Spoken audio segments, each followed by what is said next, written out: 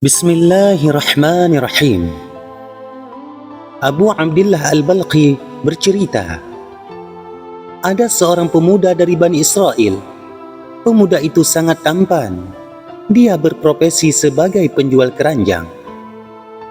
Pada suatu hari, ada seorang perempuan yang baru keluar dari rumah salah seorang raja Bani Israel, dan ia pun melihat pemuda tampan tersebut sedang berkeliling menjajakan keranjang dagangannya.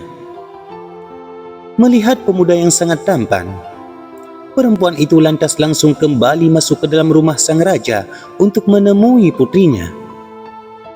"Wahai Tuan Putri, saya baru saja melihat seorang pemuda yang sangat tampan sekali sedang menjual keranjang. Saya belum pernah melihat pemuda setampan dia." Tuan Putri pun berkata, "Jika begitu, panggil pemuda itu dan suruh masuk ke sini." Lantas, perempuan itu pergi keluar menemui pemuda tampan tersebut. Ia pun berkata, "Wahai pemuda, masuklah ke sini. Kami ingin membeli keranjang darimu." Lalu, pemuda tampan itu datang dan masuk ke dalam rumah Tuan Putri. Setelah pemuda itu masuk, perempuan tersebut menutup pintu rumah. Perempuan itu pun berkata kepadanya, "Wahai pemuda, masuklah ke dalam." Lantas, dia pun berjalan masuk ke bagian dalam rumah. Lalu perempuan itu menutup pintunya. Di dalam, dia disambut oleh Tuan Putri dengan tanpa menggunakan kerudung, sehingga wajah dan lehernya terbuka. Lantas si pemuda itu berkata kepada Tuan Putri, "Wahai Tuan Putri, tolong tutuplah auratmu. Semoga Allah memberimu kesehatan." Tuan Putri berkata, "Sebenarnya, saya mengundang engkau bukan untuk membeli keranjangmu.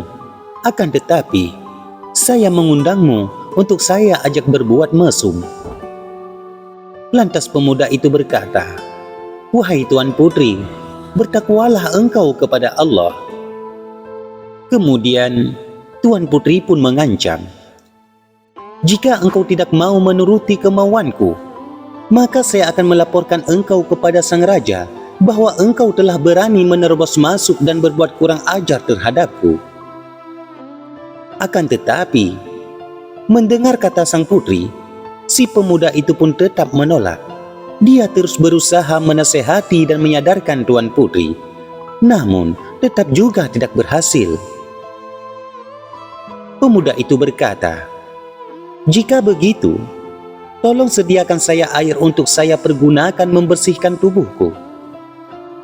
Tuan Putri pun bertanya, "Apakah engkau ingin mencari-cari alasan untuk kabur dariku?" Lalu, Tuan Putri berkata kepada salah satu pembantunya, "Wahai pembantu, sediakan air dan letakkan di atas menara." Hal itu dilakukan oleh Tuan Putri supaya si pemuda tidak bisa melarikan diri, karena tinggi menara tersebut adalah 40 zira'. Setelah berada di atas menara, lantas si pemuda itu pun berucap, "Wahai Tuhanku, saya diajak berbuat maksiat kepadamu. Saya memilih untuk menolak dan menghindar dengan cara saya akan terjun dari atas menara ini."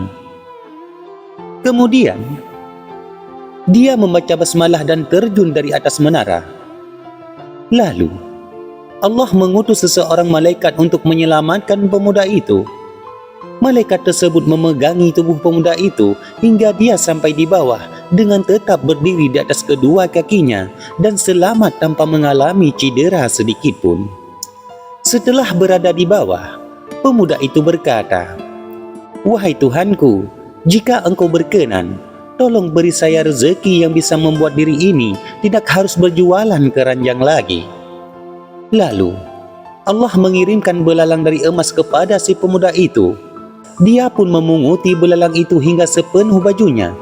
Lalu dia pun berucap, "Wahai Tuhanku, jika ini adalah rezeki yang engkau karuniakan kepada saya di dunia, maka jadikanlah rezeki ini berkah buat saya. Akan tetapi, jika apa yang engkau berikan ini nantinya hanya akan mengurangi pahala saya di sisimu, maka saya tidak menginginkannya." Diserukan kepadanya, Apa yang kami berikan kepadamu itu adalah satu bagian dari 25 bagian pahala kesabaranmu untuk terjun dari atas menara demi menghindari kemaksiatan. Lalu dia pun berucap, wahai Tuhanku, saya tidak menginginkan sesuatu yang akan mengurangi pahala saya di sisimu kelak di hari akhirat. Lantas, belalang-belalang emas itu kembali diangkat dan ia pun menghilang. Selanjutnya, diceritakan dari Abdurrahman bin Ya'qub, pada hari itu, ada seorang syekh dari Herat datang mengunjungi kami. Dia dikenal dengan nama kunyah Abu Abdillah. Dia merupakan sosok syekh sejati. Dia pun bercerita kepada saya. Di penghujung malam menjelang subuh, saya masuk ke Masjidil Haram dan duduk di dekat Zamzam. Tidak lama kemudian, ada seorang syekh masuk dari pintu Zamzam dengan menutupkan pakaiannya ke kepala hingga menutupi wajahnya. Lalu dia berjalan ke arah sumur Zamzam. Lantas, mengambil air Zamzam dengan timba dan meminumnya. Setelah itu, saya mengambil sisa air yang ada dan meminumnya. Hal yang membuat saya kaget dan heran adalah, ternyata air yang saya minum rasanya seperti tepung kacang yang sangat lezat dan belum pernah saya merasakan air selezat itu. Kemudian, saya menengok dan ternyata syekh tersebut sudah pergi. Pada hari berikutnya, di waktu yang sama, saya kembali masuk ke Masjidil Haram dan duduk di dekat sumur Zamzam. Tidak lama kemudian, tuan syekh yang sama masuk dari pintu Zamzam, lalu mengambil air Zamzam dengan timba dan meminumnya. Kemudian, saya mengambil sisanya dan meminumnya. Ternyata, rasanya adalah seperti air campur madu yang sangat lezat dan belum pernah saya merasakan minuman selezat itu. Kemudian, saya menoleh dan ternyata tuan syekh sudah pergi. Pada hari berikutnya, di waktu yang sama, saya kembali masuk ke Masjidil Haram dan duduk di dekat sumur Zamzam. Tidak lama kemudian, tuan syekh yang sama masuk dari pintu Zamzam, lalu mengambil air Zamzam dengan timba dan meminumnya. Kemudian, saya mengambil sisanya dan meminumnya. Ternyata, rasanya adalah seperti air gula campur susu yang sangat lezat dan belum pernah saya merasakan minuman selezat itu.